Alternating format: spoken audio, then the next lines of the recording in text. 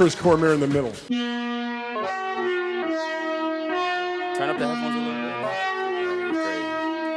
Hey. ISO. Let's get it. Whoa, clear out the room, I'm coming through. They wanna see what I'm about. Yeah, I got skills, do it for the thrill. I'm on a paper route. Extra, read about it. I'm today's trying to top it. I put commas over bullshit. Yeah, I put that on mama. Alright, so if you guys don't know who Chris Cormier is, he's a legendary bodybuilder from what, the 90s? Competed in the 90s, competed amongst like some of the best bodybuilders in the world. Dorian Yates, Ronnie Coleman, Kevin Leone, all these different guys. Flex Wheeler that he competed with was top 3 at the Olympia numerous times, right? Won the Ironman. Sean Ray's another one. Arnold Classic was in the top as well. So he was competing among some of the best bodybuilders of all time and is known as one of the best bodybuilders. So he's actually been working with Tyler for the past, what, 3 years? 4, I think. 3 or 4 years now. Come on, stick down deep, boy. Let's go. Elbow. 3 more. Control it, bro. Control it. Up. Control it. Go.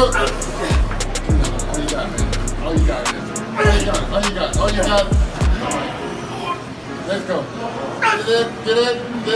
Nice. Chris is probably one of the most influential people when it comes to our technique and our training style, especially with his implementation of like explosive, intense training. That's something we've been using over the past little bit and seen like this massive increase in like density and just overall muscle maturity. So we'll leave a link to all of his stuff, all of his socials and all that stuff if you want to see him munch down on some lobsters, some seafood, and also see some good techniques and stuff. We'll leave all of his stuff down below, and hopefully you guys can gain something from this video and seeing our technique. So there were about 3 takeaways that I got from Chris's session. The first one being my breathing, the importance of my breathing and its effect on like intensity and explosiveness and maximum contractions, which we really did focus on in our session. The second thing was full range of motion. We did use a lot of machines and stuff and focused on getting a nice full stretch, and then even coming all the way through to like a protracted position on a lot of the presses and things like that. And then the last thing that we really focused a ton on was pausing at the top and the bottom of each motion to make sure that we're not using any momentum, as well as getting a full stretch and full contraction, like I said. So really gonna focus on those things. Tyler's here today. He's gonna push me through the workout because we did do some force reps when we were with Chris, usually like 3 to 5 in each exercise,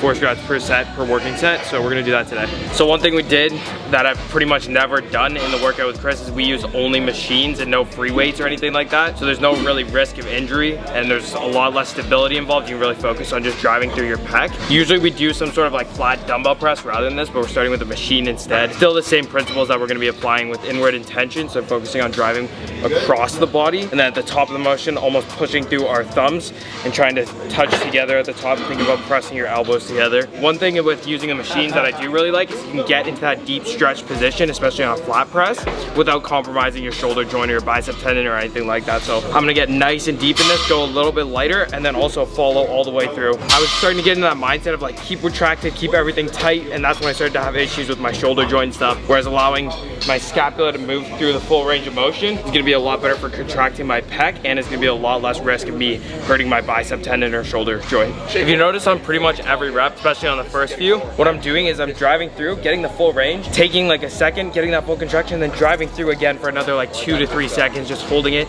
squeezing as hard as I can, forcing that extra range. And it's okay to come a little bit protracted on that because we're gonna hit a lot of that inner pec, especially with this machine. This machine is sick because it comes across, which is gonna be the function of your pec. I have you to bring your humerus across your body. So it's just a nice squeeze. Can really drive through the thumbs, and Chris had us focusing on that a ton too.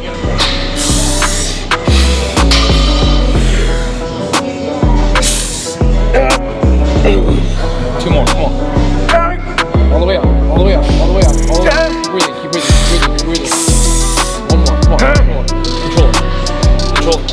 Up, come on, all the way through. Keep breathing, keep breathing. Breathe, breathe. All the way through, all the way through, all the way through, all the way through. So I know this machine isn't really super common in a lot of gyms, but you can use any flat press and you can do the exact same thing. Just focus on driving your hands across your body and try to bring them in as tight together as possible. I do like focusing on pushing from my elbows together almost, because it does just force that nice contraction, so it feels good. So second machine, incline machine press. When we trained with Chris, what he had us doing was literally just 3 sets per exercise. He basically just said, just work to failure on 2 of those 3 sets. The first one could just be a warm-up, getting the movement down. But whenever he was making us work to absolute failure or past failure, we were pushing the limit, just as you saw in that last set with Tyler.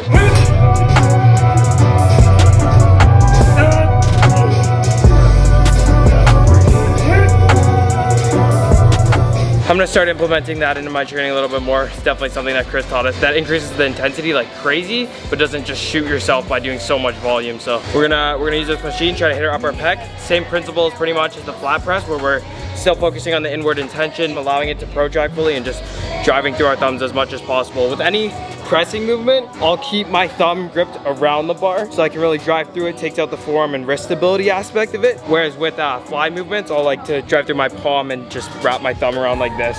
One thing training with Chris is having a coach or a partner that can cue you on the right things. So Tyler, for example, has been working with Chris for years, so he knows the exact cues that he needs to keep me in focus on so that I don't get injured, especially when we're pushing past failure. So it's always good having a partner or coach who knows how to train properly. Come on, 3 more. Come on, keep squeezing. Keep breathing. All the way through. Breathe. Don't hold your breath. Come on, all the way through. Control. Chest all the way down. Come on. 2 more. Breathe, breathe, breathe, breathe. 1 more. Come on. Everything. Come on, breathe. Keep going. All the way up. All the way up. All the way up. All the way up. Control it. Control it. So another thing we picked up, or I picked up when I was training with Chris, is a big weakness for me is my inner chest. And this breathing technique where you really drive through the top and force that extra 1 to 2 seconds, sometimes even 3 seconds of a contraction at the end of the motion, driving through and keeping that inward intention, is it fills out your inner chest a lot. So I'm gonna be doing this with pretty much every single one of my chest exercises, even with flies. That extra range as much as possible is just gonna help fill in my inner pec. One of the main things I did when I was working with Chris, I dropped the weight by probably 30 to 40%. And you guys have seen on my dumbbell presses that I work up to like 115, 110 usually.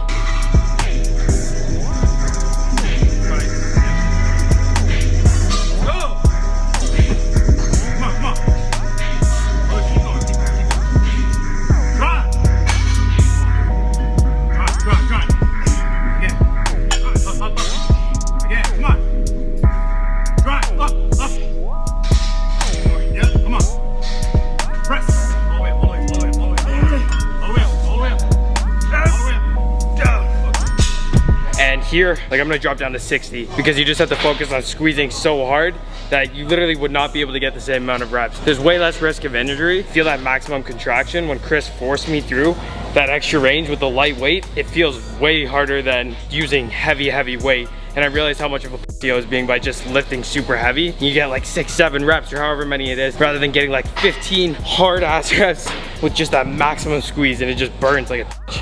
Thank you, Chris, for making me realize that I'm a So last year when Tyler was in Spain, he actually got the opportunity to train with Dorian Yates, another legendary bodybuilder just like Chris. He basically said that he never does a flat press because it puts too much stress on the bicep tendon and the shoulder joint in general. So he recommends doing like a slight decline. If this wasn't broken, I would put this basically on the lowest setting. It's probably like what, like a 15-degree decline max. And it's very subtle, but it pretty much fully takes it off of your bicep. I realized that I can get my elbows really deep and drive and kind of almost do like a scooping motion.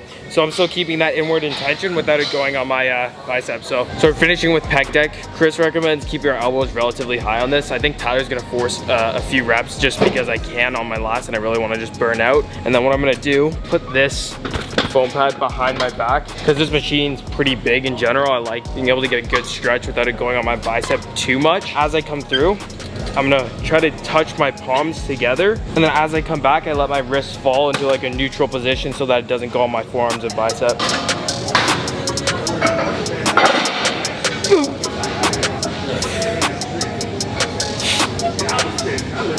Control it. Breathe, all the way up. Keep going, all the way top. Keep going, bring your hands together. Okay, so we're done this session. Did like 4 exercises and only like 3 to 4 sets per exercise. Absolutely destroyed my chest. My chest is absolutely dead. One of the main takeaways that I got from training with Chris was his breathing techniques and just overall intensity to his training. Having someone like him or Tyler push me through those last sets without compromising my joints and stuff really just absolutely wrecks your chest or whatever muscle group that you're training. So this is something that I'm going to be implementing a lot more, is having Tyler or Braden behind the camera, whoever it is, pushing me through those extra last sets and building that intensity up as high as possible while not compromising my joints and everything. As I said, all of Chris's links will be down below. You guys can check him out. Absolute legend, IFBB Pro, IFBB legend. Hopefully you guys were able to learn something from this video. Some of the techniques that we use you can implement to help grow your chest as well. If you did enjoy the video, please leave a like, subscribe to the channel if you're new, and we'll catch you in the next one. Peace.